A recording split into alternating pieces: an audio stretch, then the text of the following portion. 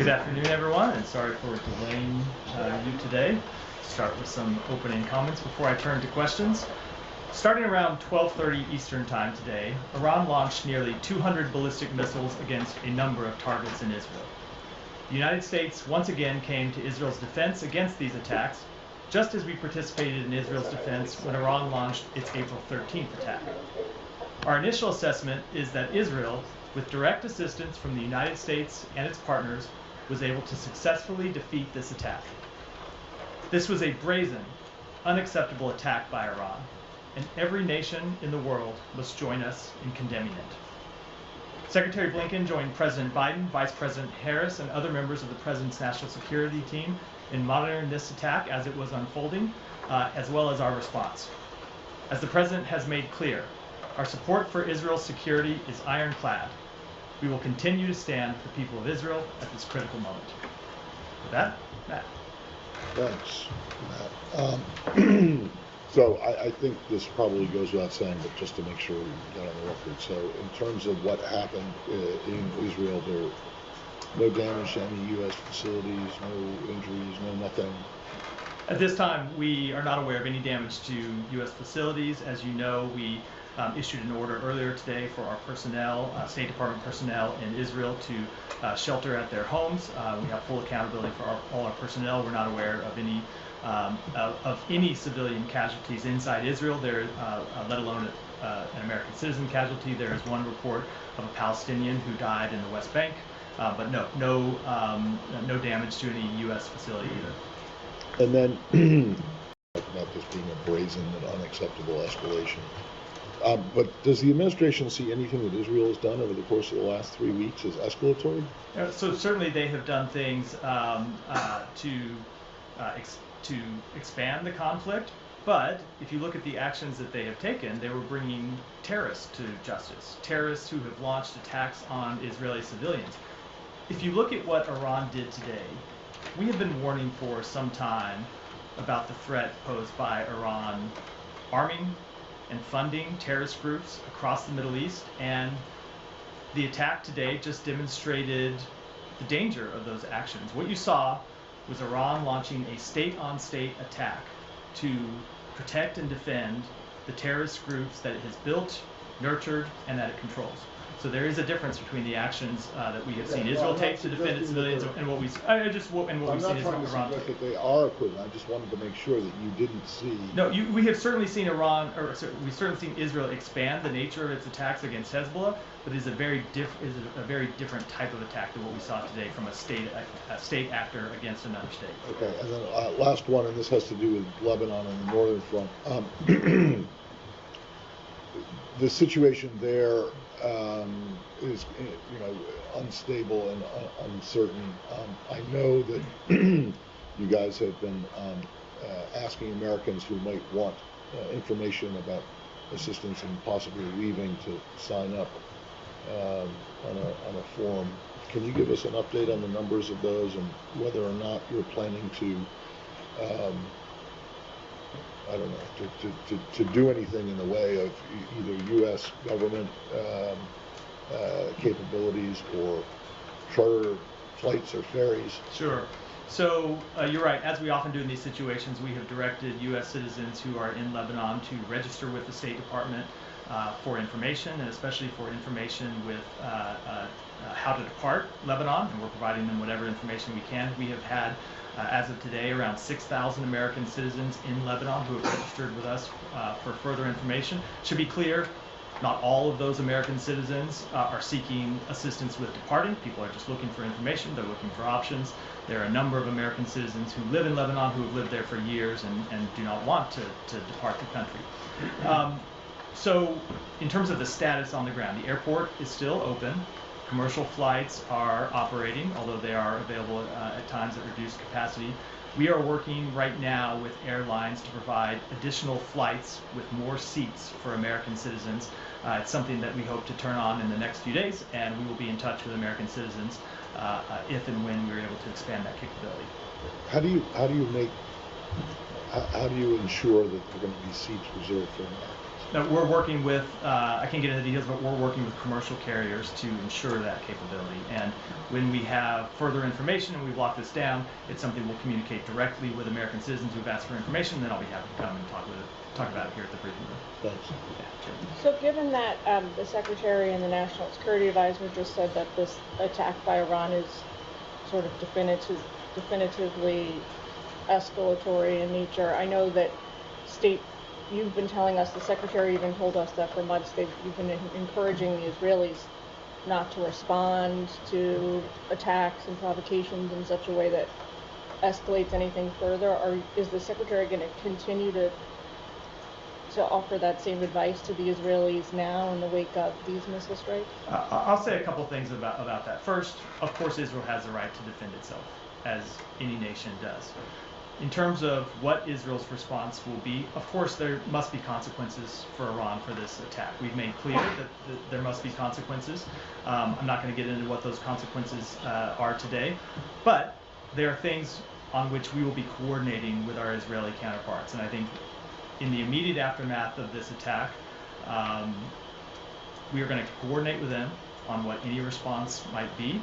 I think it's important that we are able to defeat this attack through successful work with Israel and with our partners, and we will work with them on what a response might look like, but I'm not at the position just 2.5 hours after this event occurred to offer what that might look like today. The Iranian Foreign Ministry people have said that now that they gave the U.S., I don't know who, a heads up in advance of these missile strikes today through diplomatic channels. Is that true? That is absolutely false. We had no kind of warning from the government of Iran that they were going to launch such an attack. Yeah. Given you're not going to detail what the consequences are going to look like yet, understandably you guys are in conversations with the Israelis about that. Can you give us a sense for how U.S. officials are thinking about this right now in terms of magnitude of a response? Will it be more severe than the U.S. response to the Iranian attack on Israel in April, given your So I think it's too early to get into what the response might be. As I said, we're just a couple hours after this event having occurred. It's important that all of us inside the United States be able to take stock of the attack, be able to take stock of what occurred. As I said, there are initial assessments, but we need time to collect all of the information, and then we need time to talk with our Israeli counterparts, and we need time to talk to other partners in the region about the way forward, and we'll do that over the coming days. But it is clear that this was once again a significant escalation by Iran. When you see Iran launching attacks on another state, ultimately to come to the defense of a terrorist organization. It is an escalation, and Israel has the right to defend itself, but we will coordinate with them on what any response looks like. How much more worried are you about a regional war today than you were in previous days before this attack occurred? So I've gotten that question a number of times over the past year, and I never want to try and calibrate our level of concern, only to say, or other than to say, that preventing the outbreak of a full-scale regional conflagration has been one of our priorities since October 7th. It's something that we immediately identified was a risk after Hamas launched its brutal attacks on Israel, and something that we have been working to prevent. There have been a number of times in the past 12 months where it looked like we might reach such a conflagration. April 13th is one of them, quite obviously. And the United States, through a combination of deterrence and diplomacy, has been able to prevent such an outbreak of full-scale war. And we will continue to try and prevent an outbreak of full-scale war in the days and weeks ahead. Just a few more questions. Is Iran's nuclear program a legitimate target for an Israeli response? Again, I don't want to get into, and this is not to to say that I'm ruling anything out and that I'm ruling anything in, but I would answer any question this way, which is we want to have these conversations directly with our Israeli counterparts over the coming days. It's clear that this was an unacceptable attack, and as we made clear before this attack, there will be consequences for it, but I think it's appropriate that we discuss those consequences with our Israeli counterparts before we talk about them publicly. Any other countries involved in defending Israel alongside the United States? There were partners, as I said in my opening comments, who assisted in the defense of Israel. I will let all of those partners speak to their own actions. And last question, is the attack over as far as the U.S. assessment is concerned? Certainly this initial wave of an attack is over, which is not to say that there are other waves coming, or that not to say that there are other waves coming. We saw an initial attack earlier today against the state of Israel. Certainly it would be incredibly reckless and would continue to be escalatory were Iran to launch further attacks on Israel, and we'll be monitoring the hours ahead. There have been a lot of parallels drawn between Iran's attacks on Israel we saw in April and what happened today. The big difference is that back in the spring, Iran did message for weeks the kind of attack it was going to carry out against Israel, as opposed to this time around, it seemed to be very sudden by comparison. That lack of warning, public messaging, do you read into that? Is there any diplomatic significance? You know, I don't want to try to make assessments about why Iran made the decisions it made, or why it kind of telegraphed them publicly last time and didn't do so this time. Obviously, we had some indication that an attack might be in the works. You saw us talking about that. We made clear, we gave warnings to our Israeli counterparts about it earlier today, and I think they came and read out some of those conversations publicly. So we had indications that there may be some such attack. I can't speak to why they made the decision to not telegraph it as publicly as they did last time. It doesn't change the fundamental nature of the attacks, which is that this was an unacceptable and brazen action by the state of Iran. I know you want to have conversations with your Israeli counterparts about what their response will be, but can you say anything about, are the discussions happening now? Have Israeli officials laid out any potential options for retaliation? There are discussions that are ongoing. There were discussions that were happening between the United States and Israel as the attacks were unfolding. There were discussions that were happening from officials in this building, officials in the White House, and I won't speak to the Pentagon, but I would assume by officials at the Pentagon in the immediate aftermath of the attacks, just in the last couple of hours, and those conversations will continue through the rest of the day and, of course, in the days to come. Thank you. Matt, did the U.S. have any indication whether or not they were successful that the Iranians intended to strike U.S. interests or assets in the region? I'm going to defer to the Pentagon to speak to specific operational details as to what the Iranians might have been targeting. They're obviously in the best position to monitor that and to speak to it. And I know they're having a briefing later today. I'll defer that question to them. Okay, I mean, we understand that the embassy had all of its employees go home and shelter in place. Just want to confirm. That was out of an abundance of caution, knowing that an attack on Tel Aviv might be in the works, and so we took that step out of Tel Aviv and potentially Jerusalem as well. So we took that step out of an abundance of caution. But in terms of what specific sites Iran was targeting, I will defer to my colleagues at the Pentagon. Okay. In terms of the partners that you mentioned were engaged this time, without getting into specifics as to who it was, were there fewer partners? Was there less support for their engagement this time around? I think that's still a specific. Maybe it's a generality. Either way, I'm just not going to get into it, other than say that there were partners that were engaged with us in this defense of Israel, and I will let every country speak to their own participation. It's not a specific. It's just, I mean, it's more specific than I'm willing to share at this point. And just to clarify, I understand consultations are ongoing with the Israelis. What does the U.S. believe is the right course of action now? A response or diplomacy? So again, I think it is important that we have those conversations with Israel before we read them out publicly. Obviously, we do not want to see this conflict continue to escalate. That said, we have been clear that there must be consequences for this attack, and I think it's important that we discuss this issue privately with our partners before we read them out publicly. Okay, and in previous instances, it had become known that part of the way, as you mentioned, the U.S. deterred Iran from taking action was through diplomacy, including the pushing of the potential of ceasefire talks, a potential breakthrough in Gaza. That seems remote now. What is the status of ceasefire talks, either in Gaza or in Lebanon, that the U.S. had been pushing in the weeks prior to these developments? It's a really good question, and I will say, I went into some of this detail here yesterday. Where we are on the ceasefire talks in Gaza is that the terrorist group that Iran funds, Hamas, has been unwilling to come to the table to engage the past several weeks. So yes, it's true that we have not been able to advance these ceasefire talks, but it's not because of any lack of effort by the United States or our partners in the region. It's because the terrorist organization that Iran has sponsored for years and years and years has refused to come to the table. So if Iran wants to use the breakdown of ceasefire talks as an excuse for its actions today, it needs to point to the terrorist group that it controls. It's Hamas that has been responsible in recent weeks for the breakdown of those talks. Is it your understanding that that was one of the reasons that they decided to? No, I was responding Okay, to the question. Last one clarification. I mean, obviously these talks require time, resources. It engages top U.S. officials. Are they still a worthwhile investment of the U.S.'s time when it appears that other parties are not? No, look, we are not going to give up on reaching a ceasefire in Gaza because we believe it is the best way to free the hostages. It is the best way to alleviate the suffering of the Palestinian people. It is the best way to ensure long-term peace and stability for the entire region.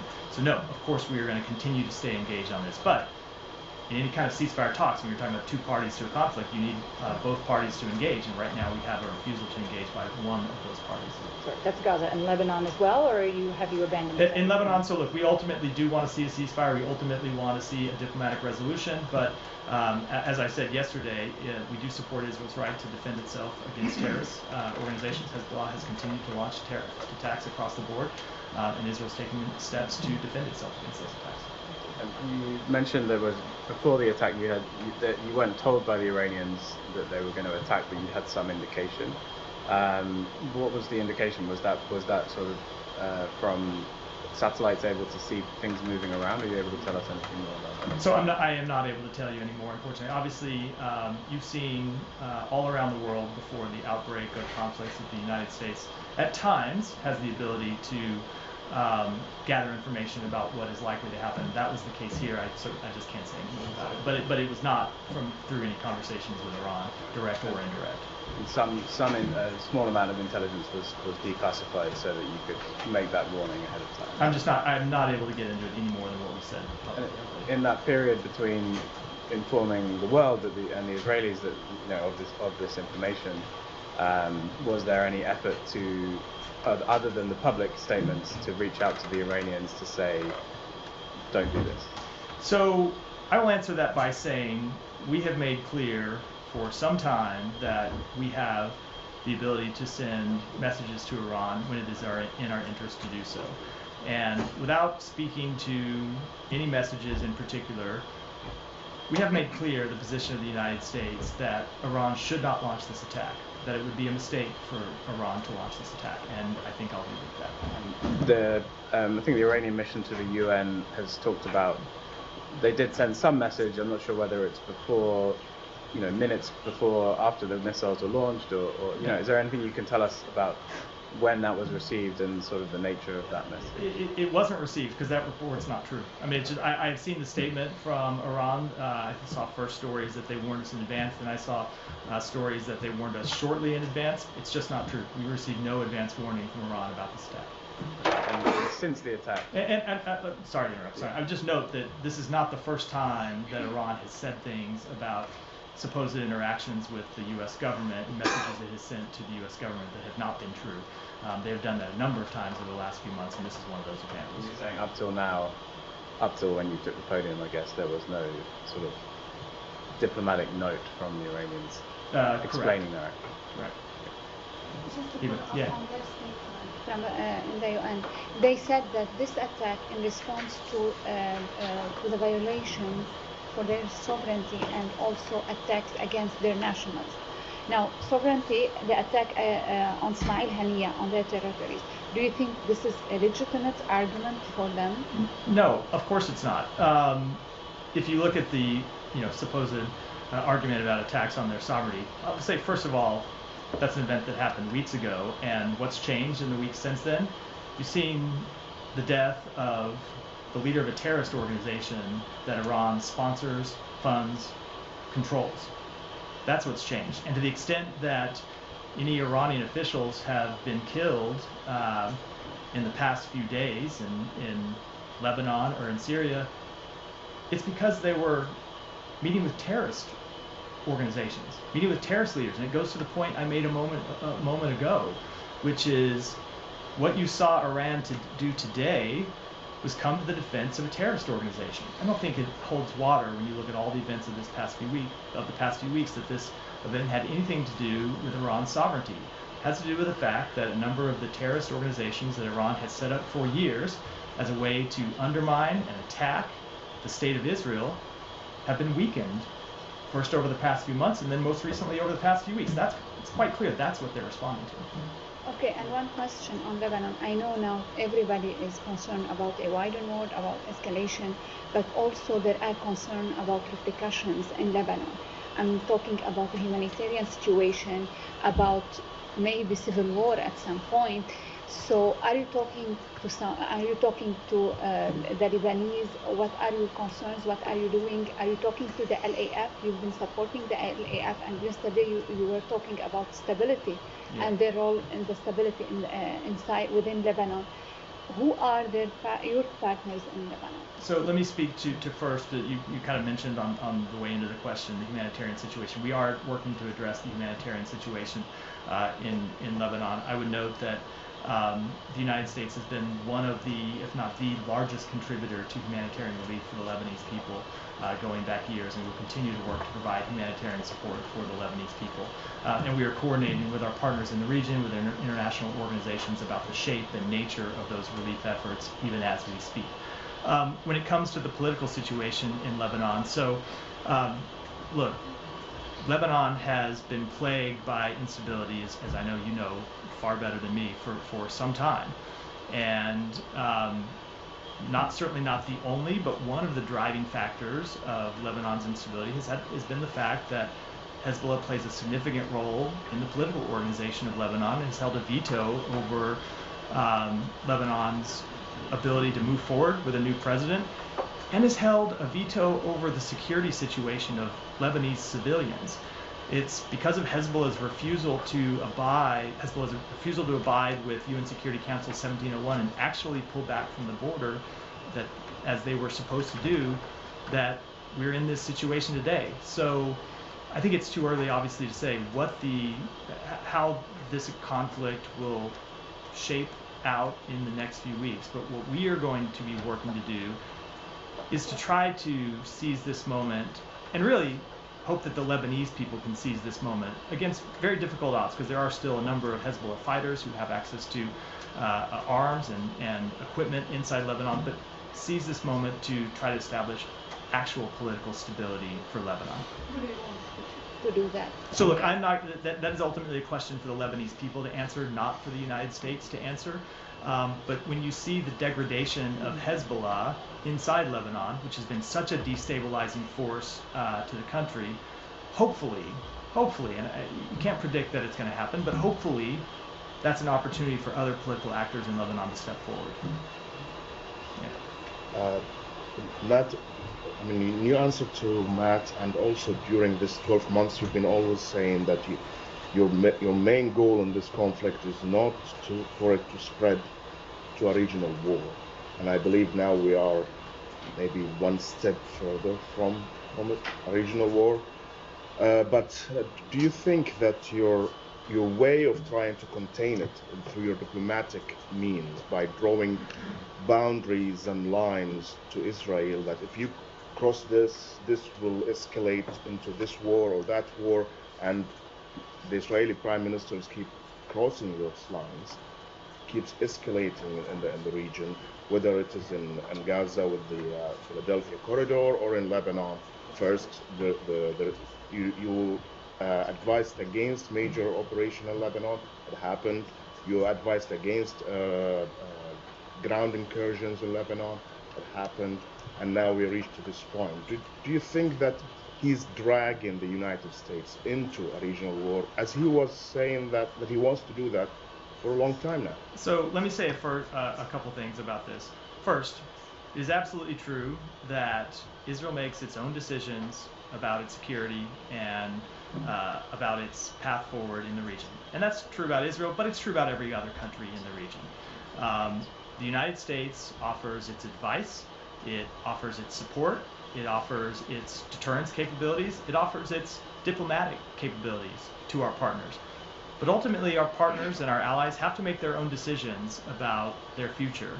And the United States has to make its own decisions about our national interests. And I know that's what the State of Israel does and what they will continue to do. And we will continue to make our own decisions about our national interests. And the decisions that we have made that we will continue to stand by and continue to pursue is to use our diplomacy and deterrence to try and avert a regional war.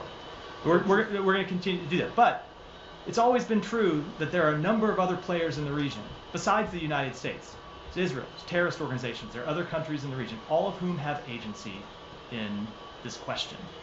And what we will continue to do is use our diplomacy, use our deterrence to try to achieve the best outcome possible. But don't you see that maybe you are enabling the Israelis to seek, when you say, their own interest in their own way of thinking, by risking or going against your interests as the United States of going toward a regional war? So they are going to make their decisions. We are going to make decisions about our interests. But if you look at the questions that have been before us the past few days and the questions that got us to where we are today, we're here responding to an Iranian attack that we, along with Israel primarily, were able to successfully defeat, that Iran launched because Israel has taken out the leaders of a terrorist organization. And that's something we support them doing. So while there are certainly steps that Israel takes with which we do not agree, and we have been quite clear about that, we do support them taking out the leaders of a terrorist organization. We support them degrading a terrorist organization. Those are steps that the United States would take as well. Those are steps that Arab countries in the region would take. Doesn't mean we always agree with the way that they do it, but we fully recognize their right to do it, and we're going to continue to have conversations with them about the best way forward. My last question is just, there's some statements coming from Tehran that they waited so long after Hania was assassinated in Tehran because they received messages from the United States that something will happen regarding the ceasefire in Gaza, and this maybe will give them a way of not responding to Israel, and this didn't happen. Did you give them this message? So we made clear through a number of diplomatic channels. I'm not going to talk about our direct communications with Iran, as I never do, but we did make clear through a number of diplomatic channels that the situation in the region was very tense and that the ceasefire talks were at a very delicate nature, and Iran should not do anything to upset those talks. Now, what's happened in the meantime? Obviously, there's been a lot of water under the bridge since that date. But if you look at what's happened in the past few weeks, it has been Iran's client terrorist organization that has been the impediment to reaching a ceasefire agreement. Which is not to say that there have not been times in which Israel has made reaching an agreement more difficult. They absolutely have, and we have been trying to work through those objections as well. But in the past few weeks, it's the terrorist organization that Iran supports that has refused to come to the table to talk about how to get a final agreement. So, Saeed. Thank you. You're saying that Hamas has rejected, or Hamas is obstinate about the ceasefire talks. I just want to understand what you're saying. Yeah, so it is, so to be clear, I went through some of this yesterday, Saeed, and I know you were out. Everybody's allowed, and everybody's allowed a day off. So obviously this has been a long and winding road trying to get an agreement over the finish line. If you look at the events since the president put forward a public proposal on May 31st, and then later, I think it was in August, where he presented a bridging proposal to both parties that narrowed the differences down to a final few provisions that we were trying to work through. Obviously, there were things where we wanted to see Israel make tough decisions, and there were places we wanted to see Hamas make tough decisions. And we thought we had been making progress on narrowing those differences and having a proposal that would bridge the final differences between the two parties. And then in the past few weeks, Hamas just stopped engaging with the mediators, with Egypt and Qatar. So right now, which is not to say that there aren't, as I said in response to one of the other questions, not to say that Israel, if we can get back on track, doesn't have difficult decisions to make. They will have difficult decisions to make, and we will be pushing them to make those difficult decisions.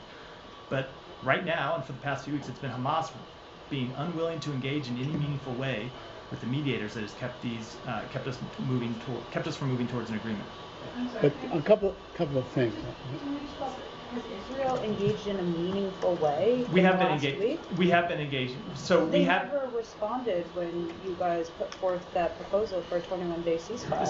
So let's keep things separate. We're talking about the ceasefire proposal in Gaza right now. They have been engaging with us on a meaningful way. I can talk about that when Saeed's and I come back and talk about that about the we're talking about the proposal in Gaza. Just to follow up, although Hamas did accept the proposal as was suggested by the president Sorry, on May 31, they accepted. Just to be clear, before you And go in on your fact, question, they that's keep not accurate. saying, It's not accurate. they keep saying we accepted wholly. I know they didn't. Okay. I can tell you, having looked at the text, the original proposal, and looked at the text of their response, they accepted some provisions and proposed changes to others. That's not an acceptance. That is a negotiation. Yeah, but a couple of things on this point. I mean, you mentioned that Israel has a right to go after terrorist leaders and kill them and so on. Israel has been doing this for decades. They've killed scores of Palestinian leaders, scores of Lebanese leaders, and so on over the years. Has that in any way really listened the conflict, resolved the issue, brought peace to the region, arrived at a resolution of the conflict? There is do you believe? Do you believe that what Israel is doing now is basically makes it safer? There has been a long history of violence in the Middle East. Decades and decades of violence. And you have heard the Secretary talk about one of the things we would like to accomplish is to break that cycle of violence and ultimately reach resolutions to establish an independent Palestinian state, which of course is the absence of which fuels much of the insecurity in the region. We would like to see Israel normalize its relationships with its neighbors. But in the meantime, that does not mean that Israel should not defend itself against terrorists that are committed on killing its civilians and destroying its state. Any country would do that. Okay, let me ask you, just shift gears on the aid issue. ProPublica published a report saying that Israel deliberately blocked humanitarian aid to Gaza, and there were 2 U.S. government bodies that told that to the Secretary of State, but he basically rejected it. And in fact, he told Congress that in fact Israel was allowing aid to go. Can you comment on that? Yeah, I will, and I'm glad you asked me this question because I think there have been a lot of misperceptions about what happened that I do want to clear up. So it is not at all uncommon when the United States government is looking at difficult questions for different agencies inside the United States government to come to differing conclusions, or different bureaus and components inside an agency to come to differing conclusions. And that's what happened here. You had a number of components of the department that were making recommendations. You had other agencies inside the U.S. government outside the State Department who were providing information to the Secretary. And when the Secretary got all those recommendations in a number of meaningful ways, they conflicted. You had some people making one set of recommendations and other people making, if not diametrically opposed recommendations that conflicted. And so that's not an unusual thing. That happens all the time when making difficult decisions. And so what the Secretary did is what we always try to do, which is to sift through those conflicting recommendations, look at the underlying information, and make the best judgments we can. And the judgment that we ultimately made, if you read the National Security Memorandum, and I think a lot of this has been lost by people who have forgotten in the months since it was released what it said, that report was quite clear in identifying that there were a number of steps that Israel had taken or not taken that had led to the hindrance of humanitarian aid being delivered to Gaza, and that we were quite concerned about those steps. But in the meantime, they had implemented a number of additional measures that we had recommended to them to improve the delivery of humanitarian assistance. And it is looking at all those factors together, where the situation had been and where it had gone, that led the Secretary to come to the conclusion that he made. So it is far more complicated than the kind of headline or tweet version of this situation that I know often gets written up. I will say the final thing I will say about that is this is an ongoing situation where we constantly monitor the situation, identify deficiencies, engage with the government of Israel, engage with the UN and humanitarian partners in the region to try to correct those deficiencies, and then move forward. And our assessments, because we're not done making those assessments, will continue. Yeah, Tom, go. Oh, yes. Just a specific follow-up on that. You talked about these different parts of the State Department making different recommendations. in the ProPublica story, and I guess we know about this from the NSM, but if you were going to look to parts of the U.S. government to tell you on the specific question of whether a country is blocking the delivery of humanitarian aid, wouldn't you look to USAID and PRM in this building? Aren't they exactly the two parts of the government that you would ask that question? So I would look to them. I would also look to our experts in the region, our experts in the bureaus that cover the region, as well as other U.S. government agencies. And that's what we did. And without speaking to the recommendation of any individual component, any individual bureau or agency, because it wouldn't be appropriate for me to do that, the Secretary got conflicting recommendations and had to resolve those. Doesn't it suggest, and isn't the Secretary's decision based on recommendations? He's taken the expert recommendation on that specific humanitarian question and considered it looking at the political and strategic other influences and made a decision. But the actual technical advice from the two agencies involved in that specifically was that they are blocking it. So this is not a comment about the question, but it is a comment about some of the criticism that the Secretary has received. One of the things that I have found over the years in government is when there are conflicting reports, the side that had the opinion that you agreed with was the expert side, and the other side was a bunch of political hacks. And that is always the way that people interpret these. We look at it as all of these officials who made recommendations had expertise, and the Secretary valued all of their expertise equally, and ultimately took their recommendations, but also dived into the underlying facts and dived into not just looking backwards months and months and months, but what the change in the situation and the change in the delivery of humanitarian assistance when we made that assessment, and found that to be just as important as the events that had happened in the previous months. And the report's language reflected all of that. We were quite transparent about how we had seen the situation change over time. Well, wait a second. I don't understand how you can say the Secretary valued all their expertise equally when he rejected the side that... So you can value someone's expertise and still disagree with, I value very much your reporting, Matt. I disagree with some of the stories that you write. You can value someone... I question that. You can value someone's expertise and still disagree at times with their recommendations when you have conflicting information. Wait, so there was conflicting information? You had conflicting assessments from different bureaus inside the department. Okay, but the assessments were based on facts on the ground, right? They were based on... Right? They were... What was happening on the ground? So it's not just... So unless one of these two bureaus just got it wrong and didn't, then they were giving their... No. It is, their assessment was based on facts. No, right? It is not just an assessment of facts on the ground, but how facts changed over time, which is one of the things we laid out in the report, that if you looked at the actions by the government of Israel, and as important as actions at time inaction, things that we had recommended they do that they didn't take, we concluded that some of the actions they took and some of the inactions, things that they hadn't done, had led to a slowdown in delivery of humanitarian assistance. But we had intervened with them, and they had taken a number of meaningful steps in another direction that led us to make the assessment that we did. To the point where now everything is just fine. As I said, it is an ongoing assessment, and we constantly see deficiencies that we try to alleviate. The situation is nowhere close to fine. Yeah.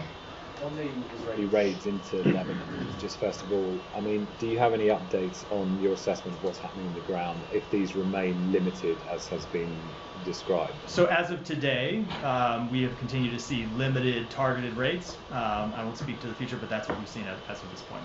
And I think the Israelis have spoken about these going back some way in time as well, actually. Is that your understanding that they have been, they were going on the rub? I think with that level of detail, I should, about a military operation, I should defer to them to speak to.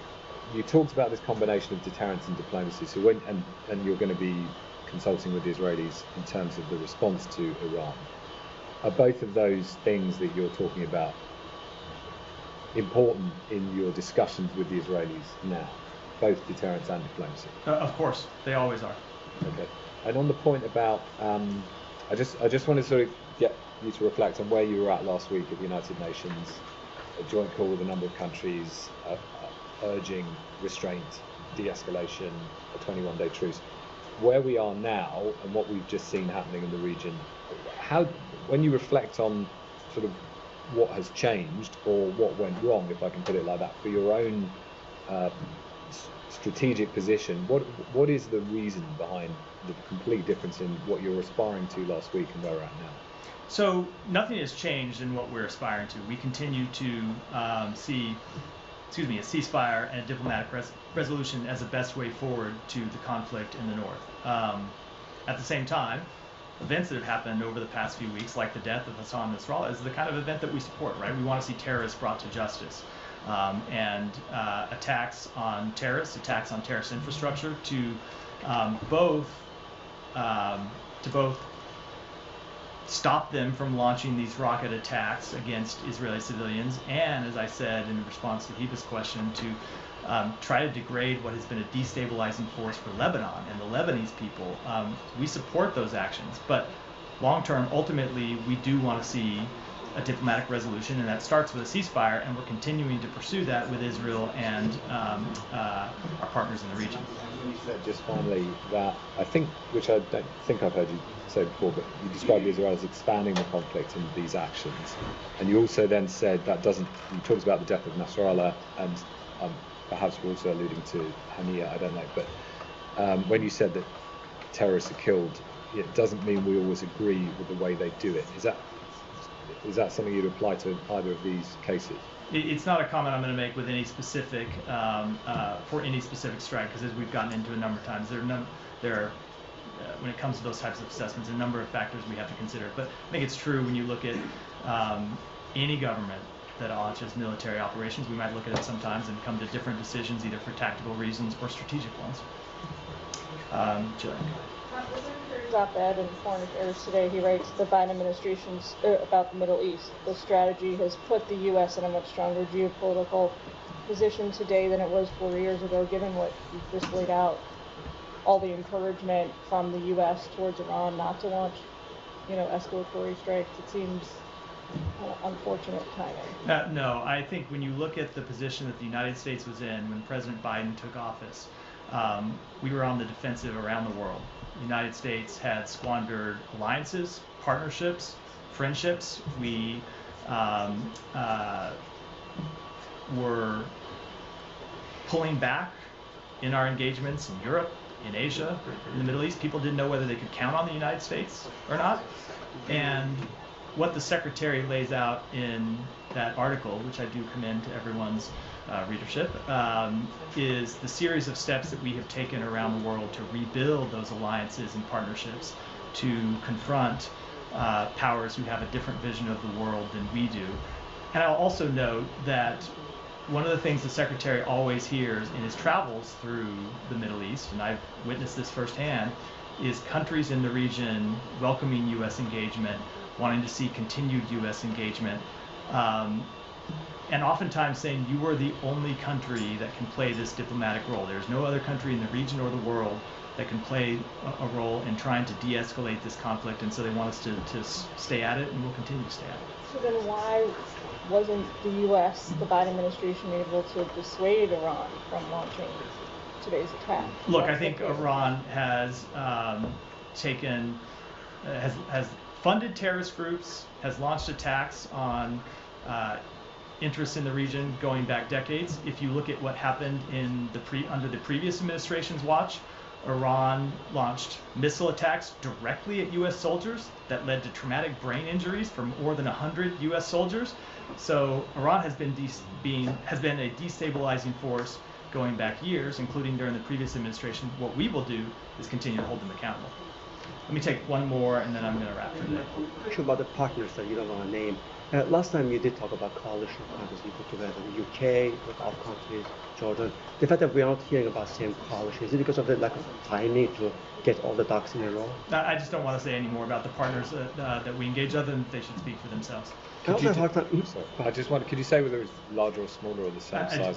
I just can't speak to it at all. I also have a hard time understanding your definition of what's happening today. You said that Iran is in defending the terrorist organization by attacking another country with ballistic missiles without any warning. If this is not an act of war, then what is it? So let me just go back to what I said today, which is Israel, with help from the United States and partners, was able to defeat this attack. and we're going to consult with them on the days forward. Let me go to Nike. I said that'd be last, but Nike one more, and then I have some closing comments. Thank you. So on Afghanistan quickly, we saw the statement regarding Tom West's transition from the special representative for Afghanistan to office on sanctions coordination. What does this mean for U.S. policy towards Afghanistan? Is Afghanistan a U.S. foreign policy priority? Of course it is, and we will continue to stay engaged on Afghanistan. It remains an enduring priority. The work will now be led within the State Department by the Chief of Mission of the U.S. Mission to Afghanistan, Karen Decker, Special Envoy Amiri, and Ambassador John Mark Pomachai. And then if you'll bear with me for one moment, because there were comments that I wanted to make at the top that I wasn't able to give a little bit of an announcement. We are pleased to announce that as of today, the daily press briefings at the Department of State will include American Sign Language interpretation. This is in addition to the live captioning we provide online. The team of daily press briefing interpreters includes certified deaf interpreters, ensuring more accurate, nuanced interpretation for the deaf and hard of hearing community. The interpretation reflects our commitment to deaf and hard of hearing inclusion and our overall values, that everyone has equitable access to the information they need. Many offices at the department worked over a significant period of time to make this important step a reality. Today's action underscores the department's commitment to inclusion and our acknowledgement that all individuals are integral to the fabric of our country and our workforce. And with that, we'll wrap today. Thanks.